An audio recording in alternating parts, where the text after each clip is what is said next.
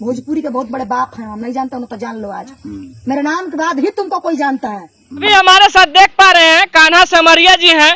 जैसा कि देख पा रहे हैं लगातार भोजपुरी इंडस्ट्री में सारा विवाद शांत हो गया था, लेकिन भोजपुरी के एक बाप निकल के आती है और ब्राह्मण को या फिर कह ले या फिर बाबा को या फिर भगवा रंग को या रुद्राक्ष को लात मारती है, थूक चटवाती है। कान्हा जी से हम बात करेंगे। ये भी कहीं ना कहीं भोजपुरी के बहुत पुराने कलाकार हैं, भोजपुरी में बहुत दिन से काम कर रहे हैं। इनका क्या राय है, इनका क्या विचार है, इनसे जानेंगे। सबसे पहले कान्हा जी स्वागत है, कैसे हैं? बीएस न्यूज को जितने भी लोग देख रहे हैं सबको पैर छू के प्रणाम। मैं कान्हा सेमरिया। आज बहुत खुशी का बात है कि आपने अपने चैनल पे बोलने के लिए मुझे मौका दिया और बताया कि फिल्म इंडस्ट्री में, भोजपुरी फिल्म इंडस्ट्री जो कि बहुत छोटी इंडस्ट्री है, अभी ग्रो भी कर रही है, मतलब बहुत अच्छे से ग्रो कर रही है। लेकिन कुछ लोग ऐसे आते हैं इसमें अपने मतलब चंद मतलब क्या बोले उसको, चंद व्यूज के लिए, और आते हैं और किसी को भी कुछ समझते नहीं और बोलते हैं कि जो हैं सो हम ही हैं। और इन्होंने बताया मेरे से भाई ने कि तान्या झा हैं, तो तान्या झा आप गा रहे हो, आप गा रहे हो, मुझे कोई प्रॉब्लम नहीं, आप अच्छा से गाओ और बढ़िया गा रहे हो, बढ़िया कर रहे हो आप। लेकिन ये सब जो कर रहे हो आप के वो हमें देख के वीडियो से ही पता चला है कि किडनैपिंग हुआ, ये हुआ, वो सब हुआ। तेगालवा बाबा जो हैं, उनका पूरा नाम मुझे पता नहीं क्या है, लेकिन लोग तेगालवा बाबा के नाम से जानते हैं उनको। तो वो भी जो आपके बारे में बोले हैं वो भी गलत बात है कि तान्या झा ये वैसे मतलब मेरे से बोल रहे हैं कि वो जो बोले हैं गलत है। क्या भोजपुरी में जो गाना ला रही हैं तानिया झा जी कि कतनो भतार से ठोकवावत नहीं लइका निके होत, या फिर तानिया के बुरे चाही, शब्द जितना भी होता है भोजपुरी में जो तानिया झा जी ला रही है, क्या तेगालवा बाबा रोस्ट किए या फिर उसको कुछ बोले तो वो गलत हो गए? तेगालवा बाबा तानिया झा जी सही हैं? नहीं, न तान्या झा सही है न वो सही है, दोनों। तेगालवा बाबा भी सही नहीं है, वो भी कोई अच्छा काम नहीं कर रहे हैं, जो बोल रहे हैं वो गलत बात है, दोनों गलत बात है। लेकिन यहाँ पे गलत बात से मतलब है ये भी है क्योंकि इंडस्ट्री में आके, भोजपुरी इतनी अच्छी इंडस्ट्री है, आप लोग आके थोड़े थोड़े बात लेके और सब लोगों को आप ये करते हैं, दिखाते हैं किडनैपिंग, ये बहुत गलत बात है भाई। ये क्या आपको लगता है कि ये सही बात है? नहीं, ये एकदम बिल्कुल गलत बात है। अच्छा ये बताइए, जो ये चल रहा है आए दिन जो होता है भोजपुरी इंडस्ट्री में, इससे हमारा भोजपुरी कितना बर्बाद हो रहा है? भोजपुरी जितना आगे ग्रो कर रही है उतना घट भी रही है, इन्हीं जैसे लोगों के चलते। पहले हम तो कहेंगे कि आप लोग कहिएगा मुझे, मैं बोलूँगा कि मतलब गाना है, ये है, आप गाते हैं, ये है, जो भी। पहले तो कलाकार बनने से पहले सीखना चाहिए। लोग सीधा आते हैं और स्टूडियो चले जाते हैं। और क्या है भोजपुरी में कि हम विवाद कर देंगे तो भोजपुरी में मेरा जगह बन जाएगा, ये कतई अच्छा नहीं है और ये गलत बात है।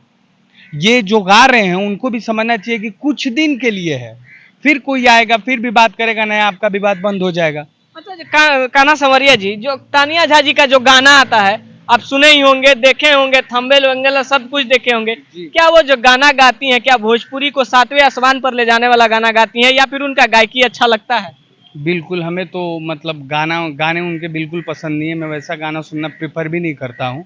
और जितने मैं कहूँगा कि तान्या झा तो ठीक है, गलत कर रही है, बिल्कुल गलत है। और जो हम खुलम खुला बोलना चाहते हैं कि जो ब्राह्मण समाज को लेके वो बोल रही हैं कि मैं ब्राह्मण से हैं, ब्राह्मण इतना बड़ा। अच्छा, आप भी तो ब्राह्मण समाज से हैं, क्या आपको भी कभी बताने का कोशिश किए हैं कि हम भी ब्राह्मण हैं, या फिर भोजपुरी में हम भोजपुरी का सब बाप हैं? देखिए, कलाकार, सही बात है कि कलाकार की कोई जाति नहीं होती। लेकिन आजकल तो भोजपुरी में देखा जा रहा है कि कलाकार सिर्फ जातीय पर टिके हुए हैं। कोई चमरान बन जाता है, कोई अहिरान बन जाता है, कोई पासवान बन जाता है। अब एगो नया आ गई है भोजपुरी की बाप, जो कि अपने आप को पंडित भी बोल रही हैं। नहीं, ये बिल्कुल गलत बात है। पंडित बोलने से नहीं, पंडित वाला कोई उनमें एटीट्यूड हो, पंडित वाला कोई कला हो उसमें, जो पंडित दिखे, कह देने से नाम मेरा, मान लीजिए क्या बोलते हैं, कान्हा सेमरिया जी मेरा नाम है। मैं देखिए जाति के चलते ही कि लोग जाति को नहीं, मैं जाति को नहीं प्रमोट कर रहा हूँ, इसीलिए मैंने अपना नाम चेंज करके कान्हा सेमरिया कर दिया, ठीक है। क्योंकि जाति से कोई कलाकार को मतलब ही नहीं है, कलाकार को जाति कोई मतलब ही नहीं देती, या ना कोई व्यूज आता है। हम गाना गाते हैं, हम एक कलाकार हैं और हम छोटे कलाकार हैं। मुझे हैसियत नहीं है बड़े कलाकारों के बारे में बोलने के लिए। आप पूछ नहीं रहे, मैं बार बार यही कहता हूँ, बताता हूँ। बड़े कलाकार भी जितने इंडस्ट्री में है, पहले पवन सिंह के भी जो गाने आते थे और खेसारी लाल के भी जो गाने आते थे, वो भक्ति में होते थे। भक्ति का मतलब होता है भक्ति में, ना कि भौजी गइल बड़ी रील बना लो।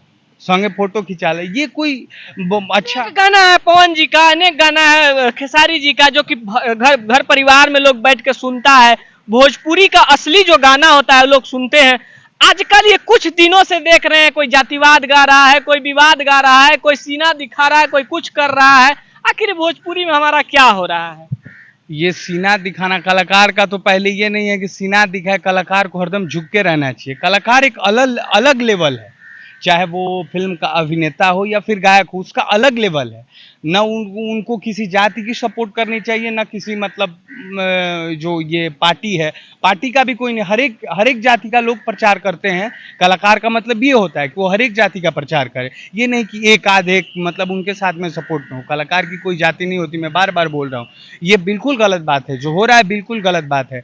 हम बार बार तान्या झा पे ही बोलना चाहते हैं कि पहले इनको सीखना चाहिए। अभी भी अगर वो मुझे बोलेंगी कि पहले आप गा के दिखाओ, आप सीख के दिखाओ, तो मैं ये चाहेंगे कि आप एक गाना गाइए जो कि एंगल म्यूजिक से बहुत अच्छा आपका गाना है, सैड सॉन्ग चल रहा है। हम चाहेंगे कि तानिया जी के लिए ही 2 लाइन गा के सुना दीजिए, ताकि ये नहीं कमेंट करे या फिर आपको कॉल करके बोले कि 2 लाइन तनी अपना गाना गा के सुनाओ। पहले हम जिनको आप बोल रहे थे, पहले मैं गाना बता देता हूं उनका, जो भोजपुरी के सिरमौर है। वाकई में गाने के हम उनके दीवाने हैं, हम भी दीवाने हैं। तो थोड़ा सा पहले उनको सुनाना चाहता हूं मैं, क्योंकि देखे लोग कि पहले गाने कैसे बनते थे। ठीक है, बड़े कलाकार हैं, मैं उनको नमस्कार प्रणाम जो भी है दिल से करता हूं। अगर वो भी गलत गाते हैं तो मुझे पसंद नहीं आता कि आपने नाम रख के मैं बोलता हूं कि पवन भैया आप जब अच्छा नहीं गाते, मुझे पसंद नहीं आता, तो मैं कमेंट में लिख देता हूं कि मुझे ये गाने पसंद नहीं है, क्योंकि आपके लायक ये गाने नहीं थे। उनका एक थोड़ा सा तुक है कि हरे राम जी देले बाणन तोहके, हर गजबे रूप सलोना, हर ऐसे अदा से हंस के तकल करेला जादू टोना। अब ये कितना अच्छा तुक है, कितना अच्छा तुक बंदी है, कितना अनेकानी गाने हैं उनके जो कि मतलब दिल को भाते हैं। हरे लाल रंग ओढ़ेलू ओढ़निया हो, लाल रंग ओढ़ेलू ओढ़निया हो, बड़ा नीक लागेला हो, बड़ी ठीक लागेला।